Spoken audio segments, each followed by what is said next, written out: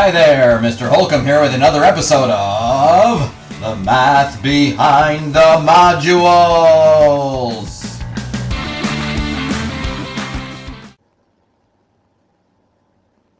Welcome to Lesson 20, Applications of Congruence in Terms of Rigid Motions. Classwork opening. Okay, here we go. Every congruence gives rise to a correspondence. Under our definition of congruence, when we say that one figure is congruent to another, we mean that there is a rigid motion that maps the first onto the second. That rigid motion is called a congruence. Recall the grade 7 definition. A correspondence between two triangles is a pairing of each vertex of one triangle with one and only one vertex of the other triangle. When reasoning about figures, it is useful to be able to refer to corresponding parts, examples, sides, and angles, of the two figures. We look at one part of the first figure and compare it to the corresponding part of the other. When does a correspondence come from? Where does it come from? We might be told by someone how to make the vertices correspond. Conversely, we might make our own correspondence by matching the parts of one triangle with the parts of another triangle based on appearance. Finally, if we have a congruence between two figures, the congruence gives rise to a correspondence. A rigid motion F always produces a one-to-one correspondence between the points in a figure, the pre-image, and points in its image. If P is a point in the figure, then the corresponding point in the image is F of P. A rigid motion also maps each part of the figure to a corresponding part of the image. As a result, corresponding parts of congruent figures are congruent. Since the very same rigid motion that makes a congruence between the figures also makes a congruence between each part of the figure and the corresponding part of the image. So I have always used the term corresponding parts of congruent triangles are congruent. In this case, they're just saying figures, and we always abbreviated that as CPCTC. Corresponding parts of congruent triangles are congruent. So in this case, we would just change the T to an F. Corresponding parts of congruent figures are congruent, CPCFC. In proofs, we frequently refer to the fact that corresponding angles, sides, and parts of congruent triangles are congruent. This is simply a repetition of the definition of congruence. If triangle ABC is congruent to triangle DEG because there is a rigid motion F such that F of A equals D, F of B equals E, and F of C equals G, then AB, side AB is congruent, or segment AB is congruent to segment DE, triangle ABC congruent to triangle DEG, and so forth because of the rigid motion. F takes segment AB to segment DE and angle BAC to angle DEF. Okay, so let's talk about this for a moment. I just want to read this page and move on. If triangle ABC is congruent to triangle DEG, I call it DEF, DEG, because there's a rigid motion F such that F of A equals D, so that means that this angle is congruent to this angle. F of B equals E, that is, this angle is equal to this angle. And F of C equals G, that would mean that this equals this. Then AB is congruent to DE because of the angle congruence theorem from 8th grade. If you have two angles congruent, the triangles are congruent because the third angle is automatically congruent because all triangles add up to 180 degrees. So now they're saying AB is congruent to DE because it's between the red arc and the green, or the red angle and the green. Red angle, green angle, in between sides are congruent. Triangle ABC is congruent to triangle DEG, and so forth because of the rigid motion F takes AB to DE and angle BAC to angle EDF. They made a misprint here. They called it DEG here and the angle EDF here, so either change this to an F or this to a G. There is a misprint. Okay, triangles only have 3 vertices, and they're naming 4 letters here. D, E, G, E, D, G. All right. So that's what they're saying here. Okay, there are correspondences that do not come from congruencies. The sides and angles of 2 figures might be compared even when the figures are not congruent. For example, a carpenter might want to know if 2 windows in an old house are the same. So the screen for one could be interchanged with the screen for the other. He might list the parts of the first window and the analogous parts of the second, thus making a correspondence between the parts of the 2 windows. Checking part by part, he might find that the angles in the frame of one window are slightly different from the angles in the frame of the other, possibly because the house has tilted slightly as it aged. He has used a correspondence to help describe the differences between the windows, not to describe congruence. In general, given any 2 triangles, one could make a table with 2 columns and 3 rows, and then list the vertices of the first triangle in the first column and the vertices of the second triangle in the second column in a random way. This would create a correspondence between the triangles, though generally not a very useful one. No one would expect a random correspondence to be very useful, but it is a correspondence nonetheless. Later, when we study similarity, we find that it is very useful to be able to set up a correspondence or correspondences between triangles despite the fact that the triangles are not congruent. Correspondences help us to keep track of which part of one figure we are comparing to that of another. It makes the rules for associating part to part explicit and systematic so that other people can plainly see what parts to go together. Okay, page 2, we're going to continue this discussion, and it says, let's review function notation for rigid motions. To name a translation, we use the symbol T of vector AB, which simply means that every vertex of a shape is going to get moved in the direction of AB, the distance from A to B.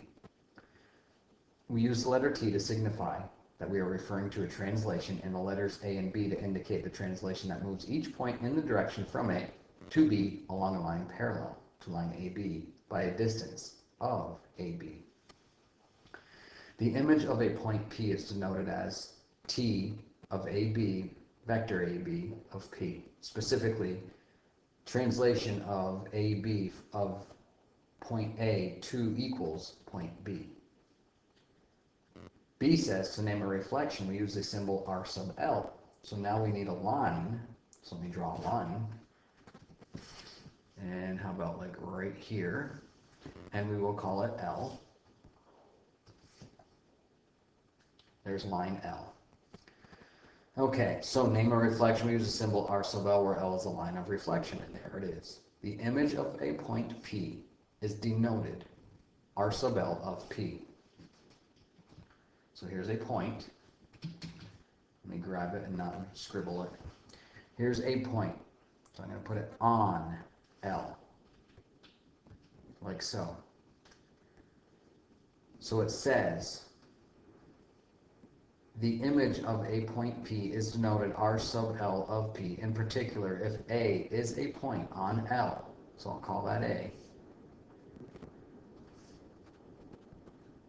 There's point A, and it's on line L. Then the reflection across L of A is A. So if it's on the line of reflection, it doesn't move, it stays right there. For any point P, line L is the perpendicular bisector of segment P reflected across L of P. So now if I have another point, did it again, need my arrow, and if I put this, say, here, then I need to take a segment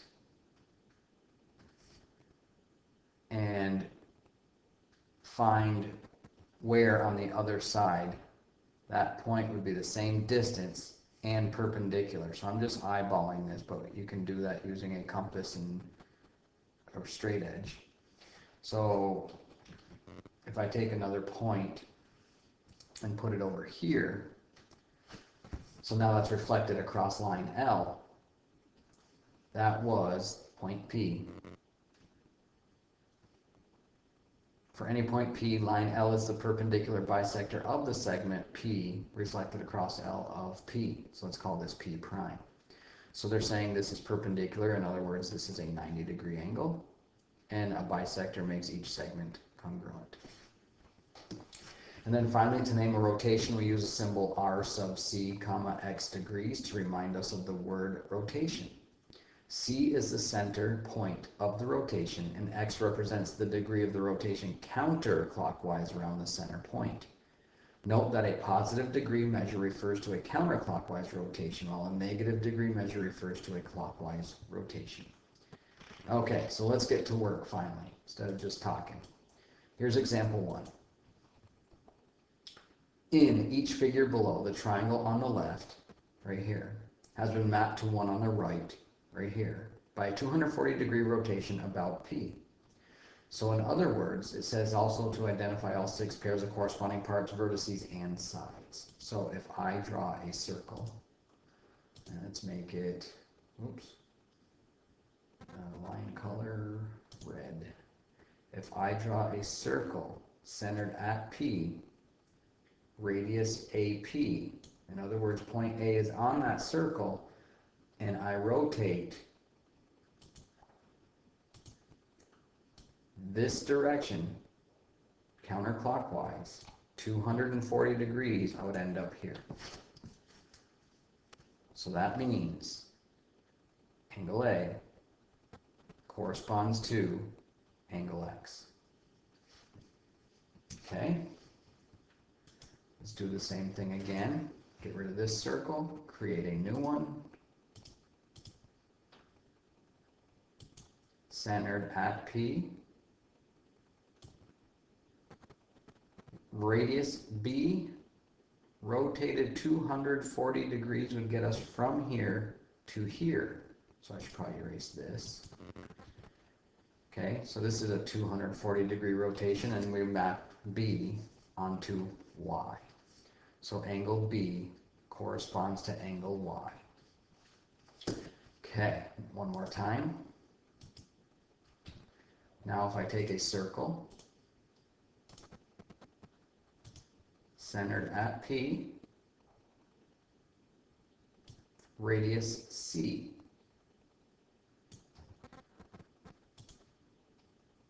rotate around 240 degrees counterclockwise because it's a positive 240 degrees, we end up at Z. So angle C corresponds to angle Z. All right, so that's the angles. Now the vertices, or the sides, are easy, and I'll explain why. So if angle A went to X and angle B went to Y, then if I'm talking about segment AB, let me draw it so you see what I'm talking about. Here's segment AB. If I rotated that 180 degrees around the circle, AB,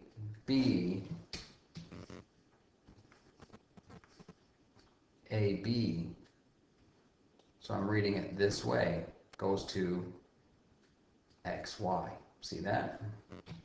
So it's labeled already in your diagram. So then you just say corresponds to XY.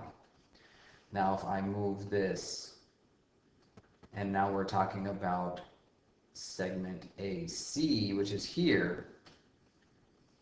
So we're mapping A onto C, AC. So we're going from A to C. Let me make that blue. From A to C, then it's going to be XZ.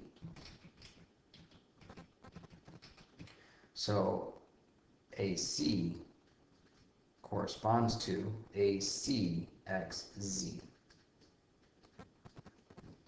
And then finally, the only side remaining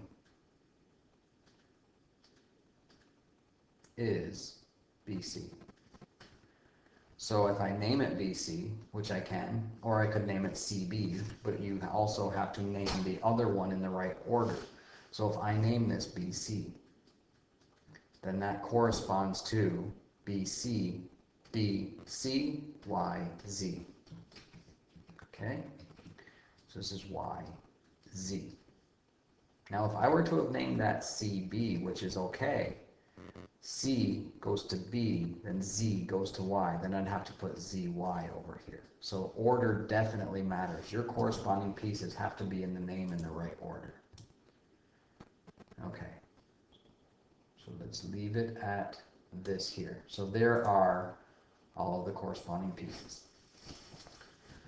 All right, next part says, what rigid motion mapped triangle ABC onto XYZ? Write a transformation in function notation. So it's a rotation centered at P, comma, 240 degrees, triangle A, B, C got mapped onto triangle X, Y, Z. And there is our transformation notation. Okay, page 3 brings us to example 2. Given a triangle with vertices A, B, and C, list all the possible correspondences of the triangle with itself. So, first one, what we can do is map angle A onto itself, angle B onto itself, and angle C onto itself.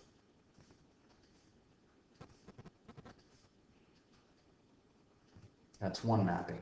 So it's just plopping that triangle right on top of itself. Another one would be if we took and just flipped this over, but A was still on top of A.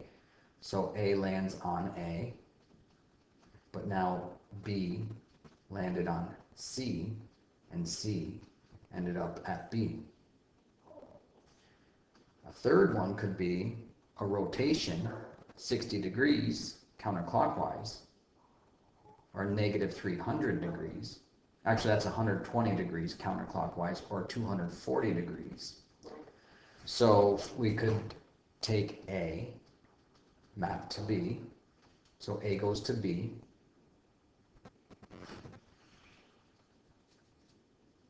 B goes to A, so I'd be flipping it about C, so C would get mapped onto itself. A fourth one would be the same A to B, and then it's just B mapped to C, and C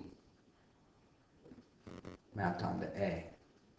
So if A went to B, B went to C, C went to A. There's our 240 degree rotation clockwise, or 120 degree rotation counterclockwise. And then 5, we could map A onto C. So if A went to C and B went to A, they're just following each other. It's a rotation. Then C goes to B. And then finally, if we have A mapping to C,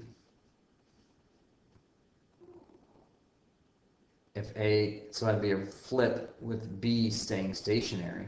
A becomes C, so A goes to C, C goes to A, and B stays where B is. So there are 6 correspondences of a triangle onto itself. Example 3, give an example of 2 quadrilaterals, quad meaning 4-sided, quad meaning 4, lateral meaning sides, 2 4-sided figures, and a correspondence between their vertices such that A, corresponding sides are congruent, but B, corresponding angles are not. Okay, so here are 2 quadrilaterals. Corresponding sides are congruent, they're all congruent, but the angles are not. I have a square, and I have a rhombus. Or this could also be a rhombus. We aren't told those are 90 degree angles. Okay, so now where's the mappings going to go? Okay, well, we could map A onto J. So if A goes to J, then B would map onto, K, D would map to M, and C would map to L.